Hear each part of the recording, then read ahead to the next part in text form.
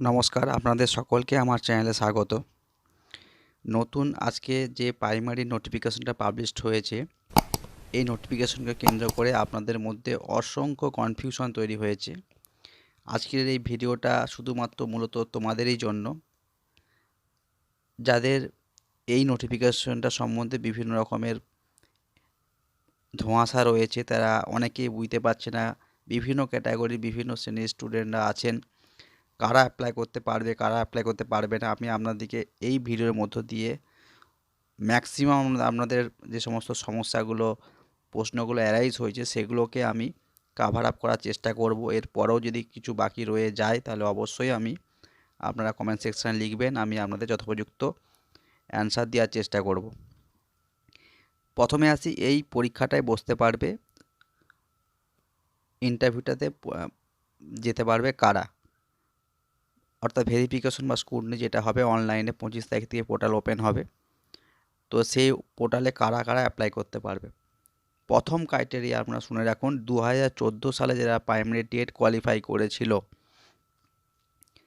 সেই প্রথম ক্রাইটেরিয়া হচ্ছে তাদেরকে ওই 2014 সালে প্রাইমারি টেট কোয়ালিফাই হতে হবে। 2014 সালের প্রাইমারি টেট যদি আপনি কোয়ালিফাই না করে থাকেন তাহলে এই রিক্রুটমেন্ট প্রসিডিওরে আপনি invalid. First point. Second point, এখানে তিনটে দেখুন, আপনারা তিনটে এনসিটি, তিনটে নোটিফিকেশনের কথা বলা হয়েছে। এই তিনটে নোটিফিকেশনের মধ্যে সবার কাভার আপ হয়ে যাবে।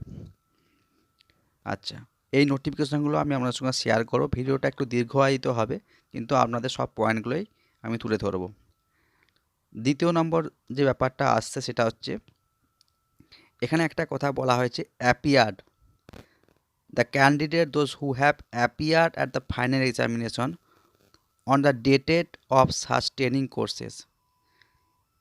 এই অ্যাপিয়ার্ড অর্থাৎ ফাইনাল এক্সামিনেশনে অ্যাপিয়ার কারা, কোন ডেটটা ধরা হবে না, যে ডেটের নোটিফিকেশনটা পাবলিশ হলো, অর্থাৎ 23/11/2020, 23/11/2020 আজকের ডেটটাকে ধরে যারা সেকেন্ড ইয়ারে ফাইনাল এক্সামিনেশন, অর্থাৎ সেকেন্ড ইয়ার অর্থাৎ ফোর্থ সেমিস্টার যেটা, সে ফোর্থ সেমিস্টারে যারা অ্যাপ্লাই করেছেন, মানে ফোর্থ সেমিস্টারে পরীক্ষা দিয়ে দিয়েছেন, আপনারা কিন্তু এলিজিবেল। এখন ধরে নেওয়া যায় তাহলে ফোর্থ সেমিস্টার কারা আছেন। ফোর্থ সেমিস্টার এখন সেই অ্যাপিয়ার দুটো ক্ষেত্রে হতে পারে, সেটা আপনি ডিএলএডও করতে পারেন, বিএডও করতে পারেন। কিন্তু ব্যাপারটা হচ্ছে, বিএডের যদি আপনার ফাইনাল সেমিস্টার আপনি দিয়ে থাকেন, অ্যাপিয়ার হয়ে থাকেন, রেজাল্ট যদি এখনও পর্যন্ত পাবলিশ না হয়ে থাকে, তাহলে আপনি এলিজিবেল। তবে ফার্স্ট ক্রাইটেরিয়া 14 সালের টেট পাস করতে হবে।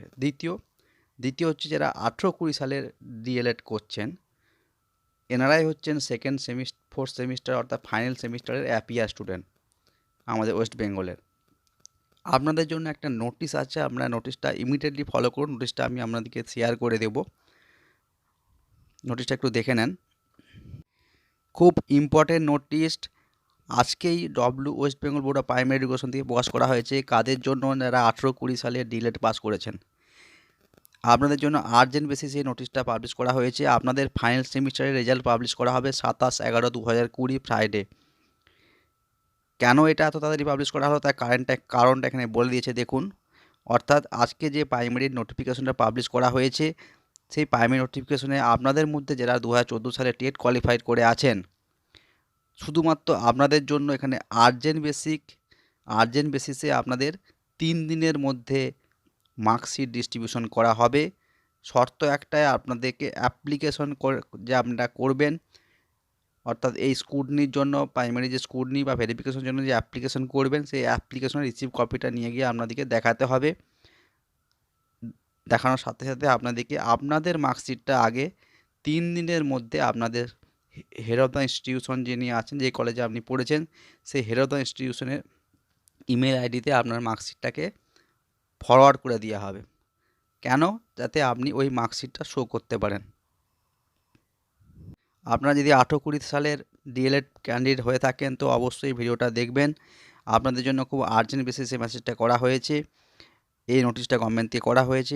আপনারা নোটিশটা একটু পড়বেন, আমি নোটিশটা পড়ে যেটা মূল কথা আপনাদেরকে শেয়ার করলাম। আচ্ছা, 3 নম্বর কথা এবার আসছে, যে বিএড যারা 1 বছরের বিএড আছেন ওনারা অ্যাপ্লাই করতে পারবেন কিনা, এর জন্য আমি আপনাদেরকে নোটিফিকেশনটা দেখাই। দেখুন এই নোটিশের সঙ্গে যে 3টে নোটিফিকেশন ট্যাগ করা হয়েছে, সেই 3টে নোটিফিকেশন এখানে দেওয়া হয়েছে এনসিটির। 3 নাম্বার যে নোটিফিকেশনটা, যেটা লেটেস্ট অ্যামেন্ডমেন্ট হয়েছে 2018 সালের 28শে জুন, সেখানে কিন্তু ইনক্লুড করা হয়েছিল বিএডের ব্যাপারটা। বিএডের ব্যাপারটা এখানে কী বলেছে দেখুন, graduation with at least 50% marks and bachelor of education, অর্থাৎ আপনার গ্র্যাজুয়েশনে 50% মার্কস থাকতে হবে। সেটা অবশ্যই গ্র্যাজুয়েশনে থাকতে হবে। অনেকে প্রশ্ন করছে আমার মাস্টার ডিগ্রিতে 50% মার্কস আছে, আমি কি সেই মাস্টার ডিগ্রির নাম্বারটা দেখে বিএড করেছি, আমি কি পারবো? কিন্তু নিয়ম অনুযায়ী আপনি পারবেন না প্রাইমারি ক্ষেত্রে। আপনাকে গ্র্যাজুয়েশনেই 50% মার্কস থাকতে হবে এবং তার সঙ্গে 1 বছরের বিএড হলেও আপনি যদি 14 সালে প্রাইমারি টেট পরীক্ষা বসে থাকেন বা পাস করে থাকেন, তাহলে আপনি কিন্তু এই ইন্টারভিউয়ের জন্য এলিজিবল। সেক্ষেত্রে বলা আছে আপনি চাকরি পাওয়ার পর আপনাকে 6 মাসের একটা ব্রিজ কোর্স করতে হবে, সেটা সরকার থেকে আপনাকে করিয়ে নেবে। যারা 2017 সালে প্রাইমারি পেয়েছে তাদের অনেকেই আছে যারা এরকম বিএড করে আনট্রেন্ড হিসাবে ওনারা প্রাইমারি চাকরি পেয়েছিলেন। তো তারপর ওনাদেরকে যেহেতু বিএড ছিল, ওনারা বিএডটা পরীক্ষায় ফর্ম ফিল আপের সময় শো করেননি। তো সেক্ষেত্রে কিন্তু বিএড থাকার জন্য পরবর্তীকালে 6 মাসের একটা ব্রিজ কোর্স করিয়ে ওনাদেরকে ডিএলএডকে সমতুল্য করিয়ে ওনাদের ট্রেন্ড হিসাবে ডিক্লেয়ার করা হয়েছে। তো সেক্ষেত্রে আপনাদেরও তাই হবে। যদি আপনার 1 বছরের আপনি বিএড করে থাকেন এবং গ্র্যাজুয়েশনে 50% নিয়ে যদি বিএড করে থাকেন, তাহলে অবশ্যই আপনি 14 সালে টেট পাস করলে পারবেন। এরপরে প্রশ্নটা আসছে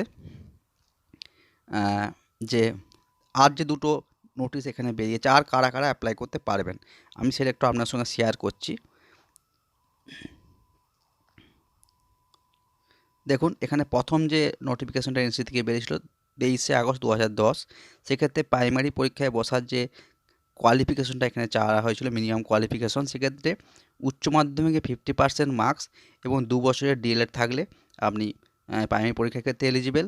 আচ্ছা, উচ্চ মাধ্যমিকে 45% মার্কস, তার সঙ্গে 2 ইয়ার্স ডিএলএড, এটা থাকলেও হবে। এটা কখন হয়েছিল না, এটা বলেছে দেখুন রেগুলেশন অ্যাক্ট 2002, অর্থাৎ একটা নিয়ম ছিল 2009 সালের আগে।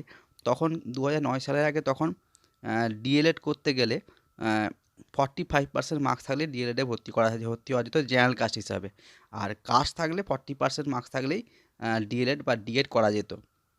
কিন্তু সেটা পরবর্তীকালে 50% করা হয়েছিল 2009 সালের পর, ওই জন্য 2010 সালের অ্যামেন্ডমেন্ট এখানে করা হয়েছে। তো সেক্ষেত্রে সেই কন্ডিশনে যদি আপনি ডিএলএড করে থাকেন, তো অবশ্যই আপনিও 45% মার্কস থাকলেও আপনি কিন্তু 2 ইয়ার্স ডিএলএড থাকলে আপনি কিন্তু এলিজিবল। তারপরে দেখুন, যদি আপনি উচ্চ মাধ্যমিকে 50% মার্কস এবং 4 বছরের যে বিএলএড কোর্স হয়, অর্থাৎ যেটাকে ইন্টিগ্রেটেড কোর্স বলা হচ্ছে, ব্যাচেলার অফ এলিমেন্টারি এডুকেশন, সেরকম কোর্স আমাদের রাজ্যে সেরকমভাবে নেই। অন্যান্য রাজ্যে আছে এই 4 বছরের ইন্টিগ্রেটেড কোর্সটা, এবছর থেকে অবশ্য আমাদের রাজ্যেও চালু হয়ে গেছে। এই কন্ডিশনেও যদি আপনি ডিগ্রিটা করে থাকেন, তাহলে আপনিও এলিজিবল এই ভেরিফিকেশনের ক্ষেত্রে। আর এখানে বলছে দেখুন, সিনিয়র সেকেন্ডারি অর্থাৎ উচ্চ মাধ্যমিকে 50% মার্কস, তার সঙ্গে 2 years diploma in special education. Special education মানে আপনারা জানেন, যারা করেছেন, যে স্পেশাল এডুকেশন বলতে আমাদের সেন্ট্রাল গভর্নমেন্টের একটা সংস্থা আছে আরসিআই, অর্থাৎ রিহ্যাবিলিটেশন কাউন্সিল। সেই রিহ্যাবিলিটেশন কাউন্সিলের আন্ডারে যদি আপনি স্পেশাল এডুকেশন করে থাকেন 2 বছরে, এই স্পেশাল এডুকেশনে ওটা কাদের জন্য হয়, যারা পিছিয়ে পড়া যে সমস্ত স্টুডেন্ট আছে তাদেরকে পড়ানোর জন্য এই ট্রেনিংটা দেওয়া হয়। অর্থাৎ যারা অন্ধ বা কালা বা বোবা এই শ্রেণীর যারা স্টুডেন্ট আছে তাদের স্কুলে পড়ানোর জন্য এই স্পেশাল এডুকেশন ট্রেনিংটা দেওয়া হয়ে থাকে। তো এই স্পেশাল এডুকেশন ট্রেনিংটা আগে শুধুমাত্র ওই সব স্কুলের স্টুডেন্টদেরকে পড়ানোর জন্যই গ্রাহ্য করা হতো, কিন্তু পরবর্তীকালে এই স্পেশাল এডুকেশন ট্রেনিং নিয়ে আমাদের ফর্মাল যে ফর্মাল এডুকেশনের ক্ষেত্রেও কিন্তু এটা প্রযোজ্য হয়ে গেছে। তো সেক্ষেত্রে স্পেশাল এডুকেশন যদি আপনি করেও থাকেন 2 বছরে এবং উচ্চ মাধ্যমিকে 50% মার্কস থাকে, তাহলেও আপনি কিন্তু এলিজিবল। আর তার সাথে সাথে অবশ্যই আপনাদেরকে 14 সালে টেট পাস করতে হবে। তাহলে এইটা আপনার ক্লিয়ার হলো। এরপর হচ্ছে তারপরে যে অ্যামেন্ডমেন্ট হয়েছে আপনাকে সেটা একটু দেখায়, অর্থাৎ 2011 সালে।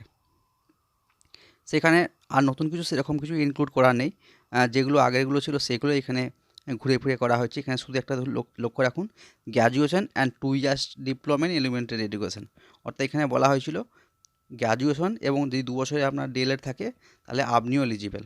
অর্থাৎ উচ্চ মাধ্যমিকে 50% মার্কস, তার সঙ্গে ডিএলএড থাকলেও যেমন এলিজিবল, গ্র্যাজুয়েশনে 50% মার্কস, তার সঙ্গে 1 বছরের বিএড বা 2 বছরের বিএড যার যেটা আছে সেটা ক্ষেত্রেও এলিজিবল। এছাড়া যদি আপনি শুধু গ্র্যাজুয়েশন থাকেন, অর্থাৎ আপনার 50% মার্কস নেই কিন্তু আপনি ডিএলএড করেছেন, তাহলেও কিন্তু আপনি এলিজিবল। ক্লিয়ার হলো? তাহলে এই 3টে অ্যামেন্ডমেন্ট আপনাদেরকে বললাম। এরপর আসছে একটা প্রশ্ন প্রচুর আমাকে করা হচ্ছে যে এনআইওএস থেকে যারা ডিএলএড করেছেন, দেখুন এনআইওএস থেকে যারা ডিএলএড করেছেন তারাও কিন্তু সরকারি নিয়ম অনুযায়ী কিন্তু আপনারাও এলিজিবল এই পরীক্ষাটায় বসার জন্য, এই ভেরিফিকেশনটা বসার জন্য। যদিও সেই নোটিফিকেশনটা এখানে ট্যাগ করা হয়নি, কিন্তু আমি আপনাদেরকে যে গভর্নমেন্ট নোটিশটা দেখাবো সেটাতে এনসিটি অ্যাপ্রুভ করেছে এনআইওএস ডিএলএডকে, সেই নোটিশটাও আপনাদের একটু আমি দেখিয়ে দিচ্ছি। এই নোটশিটটা পাঠানো হয়েছিল এনসিটির পক্ষ থেকে সমস্ত এনআইওএস কলেজগুলোকে। সেখানে দেখুন নোটশিটটাতে বলা আছে, আমি একটু জুম করে আপনাদের দেখিয়ে দিচ্ছি। Recognise and approve for DElEd programme by NCT vide file number NRC/NCT/NIOS/রেকগনাইজেশন মেমো নাম্বারটা, এটা পার্ট 3তে বেরিয়েছিল, যার একটা মিটিং হয়েছিল 2017 সালে এই সংক্রান্ত ব্যাপারে। অ্যান্ড রেকগনাইজ অর্ডার যেটা বেরিয়েছে, সেই মিটিংয়ে যে ফিডব্যাকটা বেরিয়েছিল সেটা এই অর্ডার অনুযায়ী দেওয়া হয়েছে। তো এখানে যেটা বলছে দেখুন, recognise and approve for DElEd programme by NCT, মানে এখান থেকে এটা স্পষ্ট যে কিন্তু এনআইওএস ডিএলএড কিন্তু নিয়ম অনুযায়ী, এনসিটির নিয়ম অনুযায়ী কিন্তু আপনারাও যদি 14 সালে টেট পাস করে থাকেন আপনারাও কিন্তু এলিজিবল। আশা করি এই ভিডিওর মধ্য দিয়ে আপনাদের সব কিছু ব্যাপারই মোটামুটি ক্লিয়ার করতে পারলাম। এরপরেও যদি আপনাদের কিছু কোশ্চেনিং থাকে, সেই কোশ্চেনিং আপনারা করবেন কমেন্ট সেকশানে, আমি আমার মতো করে আপনাদের উত্তর দেওয়ার চেষ্টা করব। সকলকে অসংখ্য ধন্যবাদ, থ্যাংক ইউ, ভালো থাকবেন। আর অবশ্যই ভালো লাগলে কমেন্ট করবেন এবং শেয়ার করবেন বন্ধুদের মধ্যে, এবং অবশ্যই লাইক করবেন। ধন্যবাদ।